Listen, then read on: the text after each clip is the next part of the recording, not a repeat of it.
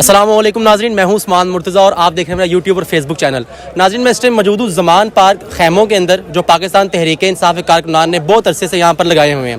میرے ساتھ ایک پاکستان تحریک انصاف کا کارکن موجود ہے، اور جو انٹرسٹنگ بات ہے وہ یہ ہے کہ کل یہ مریم نواز کے جلسے سے ہو کر آیا ہے، اور اس کو پتہ ہے کہ جلسے میں کتنی عوام آئی تھی اور جلسے میں جو افطاری کا انتظام تھا وہ کیسا تھا۔ السلام علیکم۔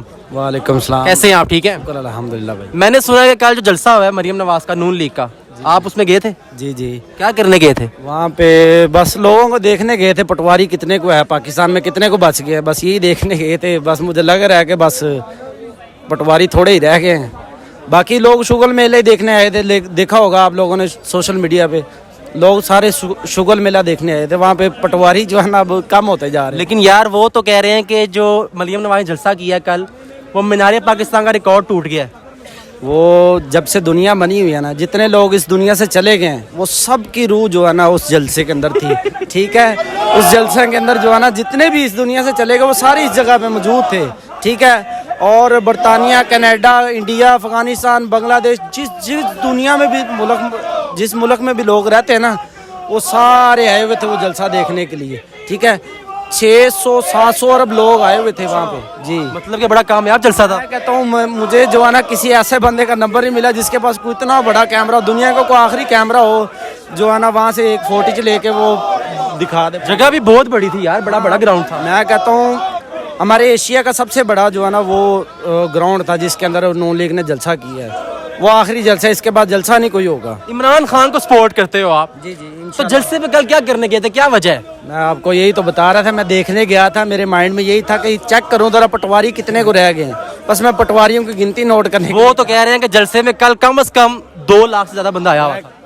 میں نے آپ کو پہلے بھی بتایا 600 ارب لوگ تھے، 600 ارب، 100 ارب بھی نہیں ہے پاکستان میں۔ پاکستان کی صرف 22 سے 23 کروڑ آبادی یا 25 کروڑ لگا لے، کم از کم جو ہے نا وہاں پہ 600 ارب لوگ تھے۔ جتنے بھی لوگ جہاز وغیرہ جتنے بھی تھے وہ سارے قصور کے اندر جو ہے نا بنایا، نیا ایئرپورٹ اسپیشل انہوں نے بنوایا تھا۔ کیا بات ہے یار۔ اچھا آپ مجھے یہ بتائیں کہ کل جلسے کے اوپر افطاری کا انتظام بھی تھا؟ ہاں، وہ آپ نے دیکھا ہوگا کہ کس طرح لوگوں نے افطاری کی ہے، اچھے طریقے سے کیا یار، بیٹھ کے اچھے طریقے سے لیگ پیس لوگوں نے ہاتھ میں اٹھائے ہوئے، جس کے ہاتھ میں جو بوتل آئی ہے، بریانی کا ڈبہ ہے، جو کچھ بھی ہے وہ لوگوں نے لوٹا ہے۔ جس طرح انہوں نے ملک کو لوٹا نا، اسی طرح لوگوں نے بھی ان کو لوٹا ہے۔ کیا تھا افطاری کے اندر؟ بریانی تھی، اس کے علاوہ کیا تھا؟ بریانی تھی، لیگ پیس تھے، ٹھیک ہے۔ اس کے بعد بوتل شوتل یہ اس طرح کے جو بھی آرام مطلب کہ کمائے انہوں نے، کچھ نہ کچھ انہوں نے انویسٹ کر کے جو ہے نا لوگوں کو اس طرح تو مطلب پھر ماننا پڑے گا کہ نون لیگ کے جلسے کے اوپر بریانی ملتی ہے۔ میں کہتا ہوں ماننا پڑے گا۔ پی ٹی اے کے جلسے میں تو یار بریانی نہیں نہ ملتی، وہ جلسے ہی 12 بجے شروع کرتے ہیں رات کو۔ بس کیا کرے یار، یہ لوگ جو ہے نا یہ خوددار پارٹی ہے، ٹھیک ہے۔ ان لوگوں کا ویژن ایک ہی ہے، بس ملک کو ان لوگوں سے بچانا ہے، ٹھیک ہے۔